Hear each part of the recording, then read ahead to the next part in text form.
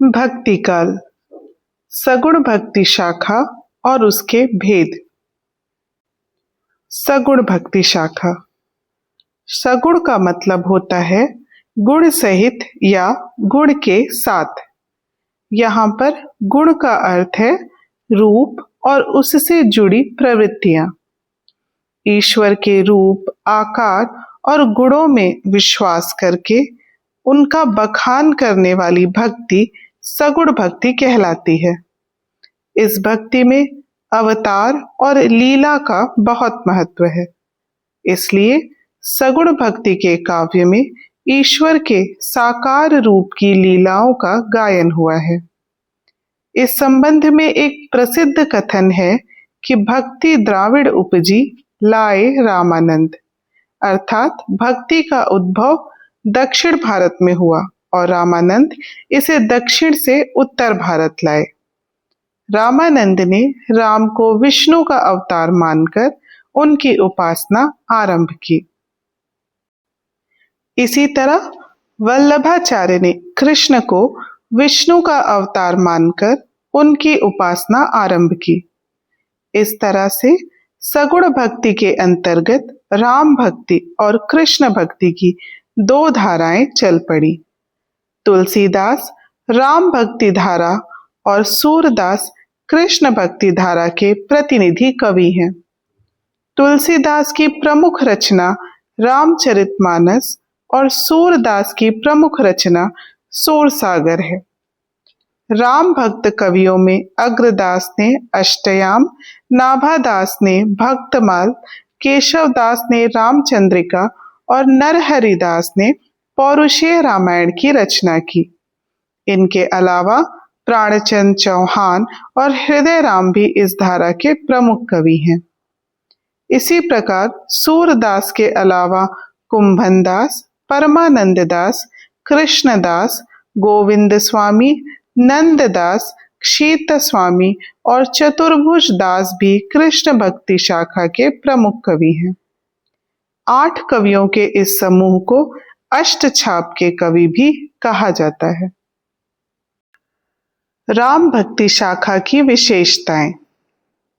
भक्ति काल के सगुण काव्य धारा के जिन कवियों ने राम को आराध्य मानकर उनकी भक्ति में साहित्य लिखा, उन्हें राम भक्ति शाखा के अंतर्गत रखा गया है।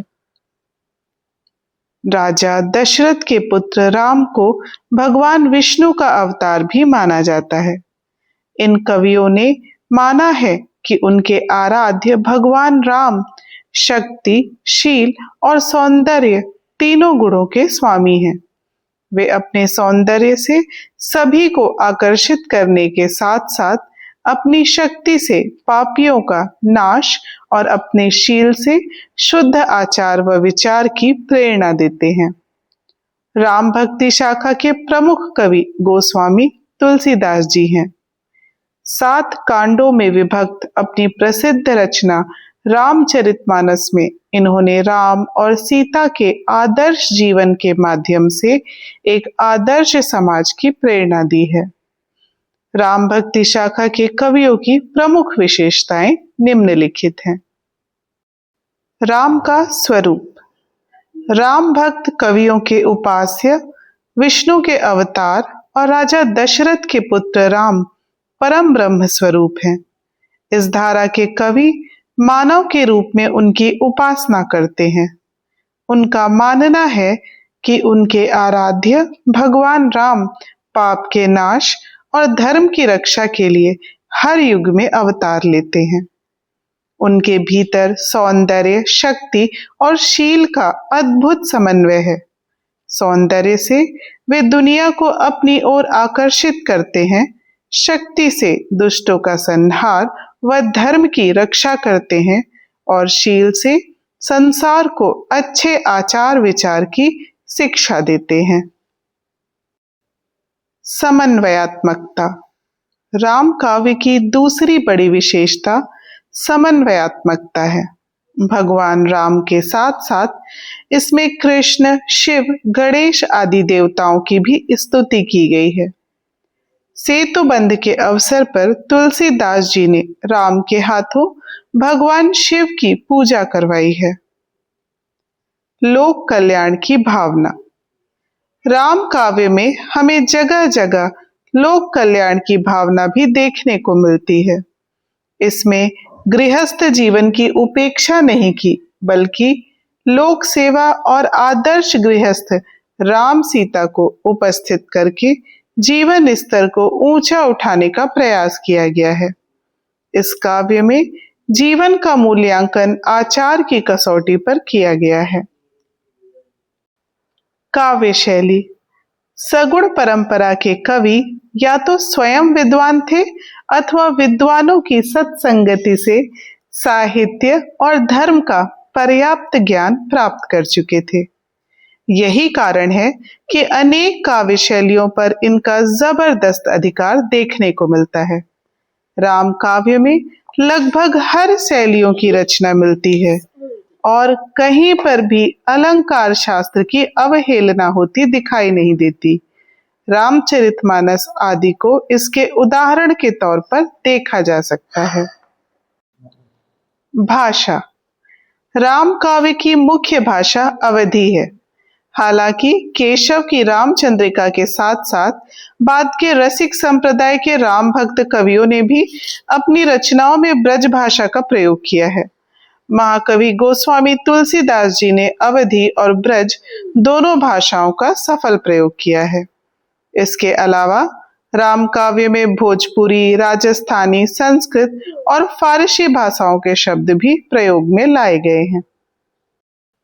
इस प्रकार राम भक्तों के आराध्य देव राजा दशरथ के पुत्र राम हैं।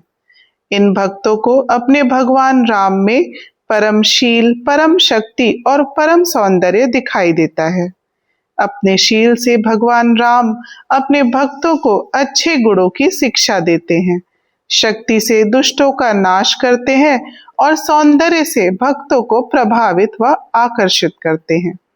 राम के साथ साथ शिव, कृष्ण, गणेश आदि अन्य देवी देवताओं की स्तुति करके राम भक्त कवियों ने समन्वय भावना एवं लोक कल्याण पर विशेष बल दिया है।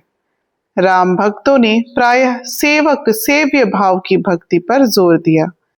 राम भक्त कवियों ने अपने काव्यों की मुख्य रूप से अवधी भाषा में रचना की है।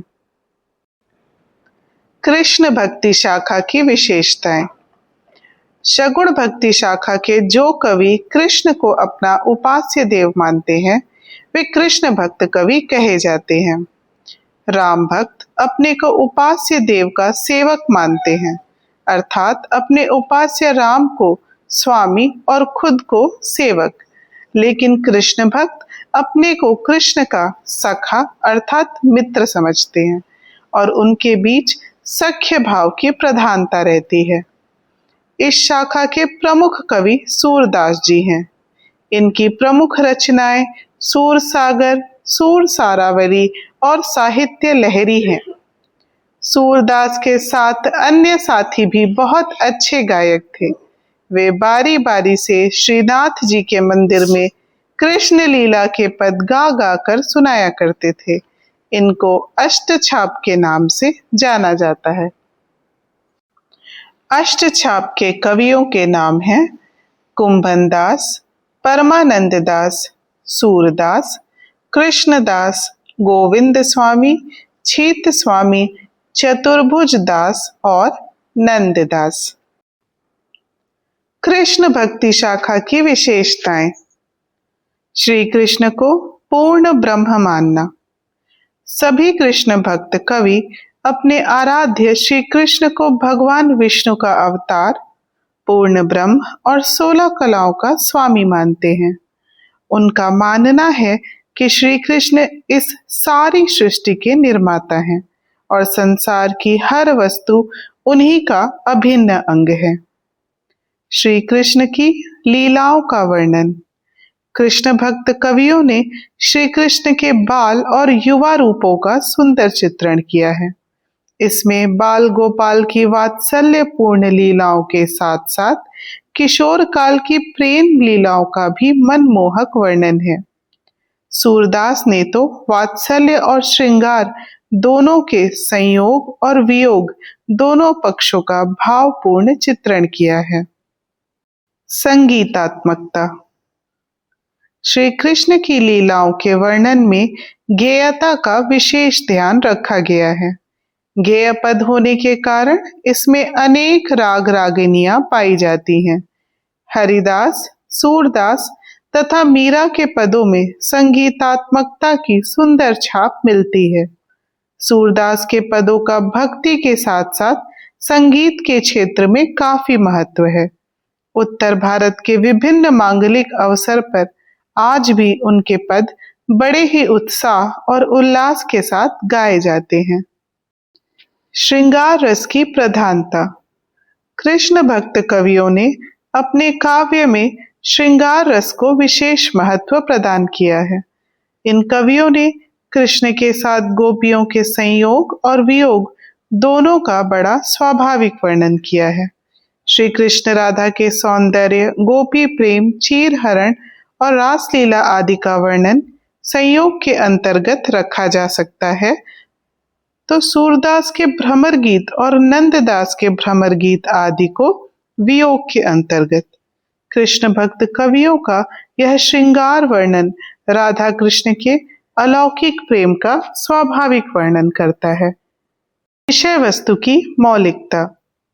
भक्तिकालीन कृष्ण भक्त कवियों ने भले ही अपने साहित्य रचना का आधार भागवत पुराण को बनाया हो, लेकिन देश काल वातावरण के अनुसार जगह जगह इसमें मौलिकता का पुट भी देखने को मिलता है।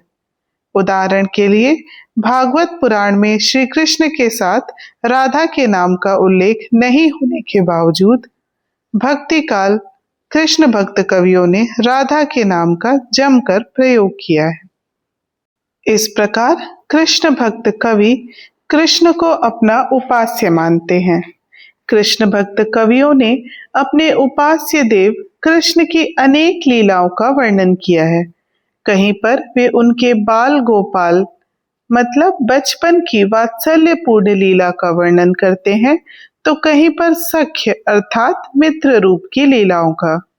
कृष्ण भक्त कवियों ने राधा और कृष्ण के प्रेम का वर्णन भी बहुत सुंदर ढंग से किया है।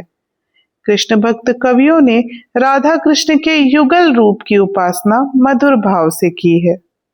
कृष्ण भक्त कवि अपने साहित्य में ब्रज की लोक प्रचलित भाषा का प्रयोग किया है। धन्यवाद।